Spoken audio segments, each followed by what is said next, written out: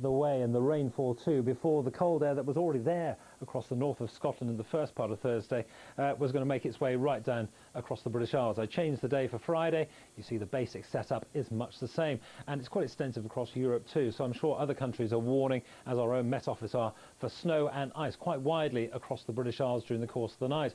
Miserable, nay dangerous conditions in fact across the northern end of Scotland. Snow, strong winds here, so too into Northern Ireland, Western Wales, down to the southwest of England. The snow showers that are over in East Anglia and were into parts of the southeast for a time, they'll be moving away as the breeze pushes them away. We're left with a really cold night. Many of the surfaces are going to be wet, and here comes the other part of the double whammy.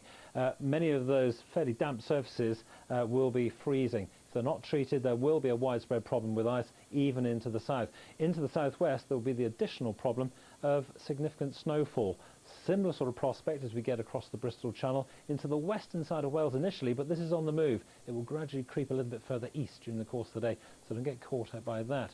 Now, as we get across the Isle of Man, and you're in for a pasting there, I'm afraid, Northern Ireland, plenty of snow showers here, driven in on a bitter northwesterly wind, and there's a similar sort of prospect yet again, I'm afraid, across the northern end of Scotland. Central Belt, Southern Uplands, slightly better, problems with ice perhaps.